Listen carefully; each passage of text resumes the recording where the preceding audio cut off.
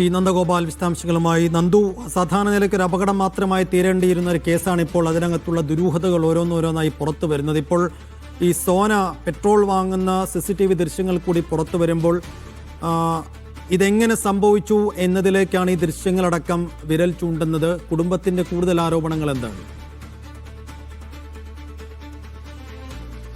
ഈ സംഭവവുമായി ബന്ധപ്പെട്ട പോലീസിന് ലഭിച്ച ഏറ്റവും നിർണായകമായ ഒരു തെളിവായിരുന്നു ഈ CCTV ദൃശ്യം എന്ന് പറയുന്നത്. ആദ്യഘട്ടത്തിൽ ഈ CCTV ദൃശ്യത്തിലുള്ളത് ആരാണ് എന്ന് സ്ഥിരീകരിക്കാൻ പോലീസ് തയ്യാറായിരുന്നില്ല. പിന്നീട് കുടുംബത്തെ ഉൾപ്പെടെ CCTV കാണിച്ച് ഇത് സോന തന്നെയാണ് എന്ന് പോലീസ് ഔദ്യോഗികമായി സ്ഥിരീകരിക്കുകയായിരുന്നു. കുടുംബവും ഈ കാര്യത്തിൽ ഒരു വ്യക്തത വരുത്തിയിട്ടുണ്ട്. നിലവിലിപ്പോൾ പോലീസിന്റെ ഒരു പ്രാഥമികമായ നിഗമനം സോന ഒരുപക്ഷെ ആത്മഹത്യയിലേക്ക് തിരിഞ്ഞിട്ടുണ്ടാകാം എന്നുള്ളതാണ്. പക്ഷേ കുടുംബം പറയുന്നത് ഒരിക്കലും സോന ആത്മഹത്യ ചെയ്യില്ല എന്നുള്ളതാണ്. അവരുടെ പ്രതികരണത്തിൽ നിന്നും മനസ്സിലാക്കുന്നത് ഭർത്താവായ റിജിൻ ലാലിന്റെ നിർദ്ദേശപ്രകാരമായിരിക്കാം സോന ഒരുപക്ഷെ ഇങ്ങനെ പെട്രോൾ വാങ്ങിയത്. എന്തിനാണ് പെട്രോൾ വാങ്ങിയത് എന്ന കാര്യത്തിൽ സോനയ്ക്ക് ഒരുപക്ഷെ അറിവില്ലായിരിക്കാം.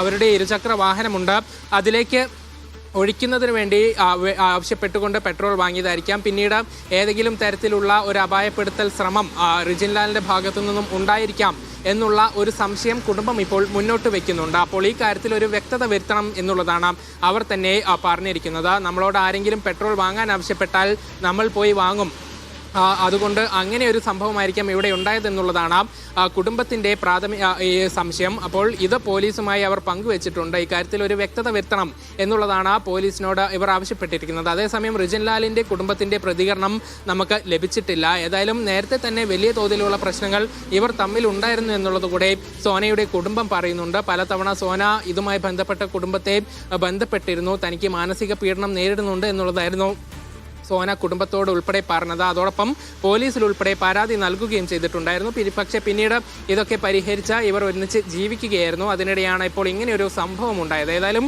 പോലീസിന്റെ കയ്യിൽ മറ്റ് 2 പ്രധാനപ്പെട്ട തെളിവുകൾ കൂടെയുണ്ട്. അതിലൊന്ന് ഫോറൻസിക്കിന്റെ റിപ്പോർട്ടാണ്. ഈ റിപ്പോർട്ടിൽ പറയുന്നത് കത്തിയത് പെട്രോളിയം ഉൽപ്പന്നത്തിന്റെ സാന്നിധ്യമുണ്ട് കാറിനകത്ത് എന്നുള്ളതാണ്. അതോടൊപ്പം പെട്രോൾ വാങ്ങിയ ക്യാനിൻ്റെതെന്ന് സംശയിക്കുന്ന ഒരു അടപ്പും കിട്ടിയിട്ടുണ്ട്. അപ്പോൾ ഈ 2 സംഭവം കൂടെ പോലീസിന് ഈ അന്വേഷണത്തിൽ വലിയ നിർണായകമായി മാറിയിട്ടുണ്ട്. ഇതെല്ലാം കേന്ദ്രീകരിച്ചുകൊണ്ടുള്ള അന്വേഷണമാണ് നടത്തുന്നത്. ഏതായാലും ഇനി പോലീസിന് കണ്ടെത്തേണ്ട കാര്യം, അല്ലെങ്കിൽ ഇതിൽ ചുരുളഴിക്കേണ്ട കാര്യം എന്താണ് കാറിനകത്ത് സംഭവിച്ചത് എന്നുള്ളതാണ്. കാറിനകത്ത് തന്നെയാണ് തീ പിടിച്ചത് എന്ന കാര്യത്തിൽ ഒരു വ്യക്തത വരുത്തിയിട്ടുണ്ട്. അതായത് കാറിന്റെ ഡീസൽ ടാങ്കിൽ തീ പടർന്നിട്ടില്ല, മറ്റ് ഷോർട്ട് സർക്യൂട്ടുകളൊന്നും തന്നെ ഉണ്ടായിട്ടില്ല. അപ്പോൾ ഈ പെട്രോൾ ക്യാന് വാഹനത്തിനകത്ത് ഉണ്ടായിരുന്നു. ഇതിനെങ്ങനെയാണ് തീ പിടിച്ചത് എന്ന കാര്യത്തിലൊക്കെ ഒരു വ്യക്തത പോലീസിന് വരുത്തേണ്ടതുണ്ട്. അപ്പോൾ ഇത് കേന്ദ്രീകരിച്ചുകൊണ്ടുള്ള ഒരു അന്വേഷണമാണ് പോലീസിന്റെ ഭാഗത്തു നിന്നും ഇപ്പോൾ നടന്നുകൊണ്ടിരിക്കുന്നത്. ടി നന്ദഗോപാലാണ് കോഴിക്കോട്ട് നിന്ന് വിശദാംശങ്ങൾ നൽകിയത്.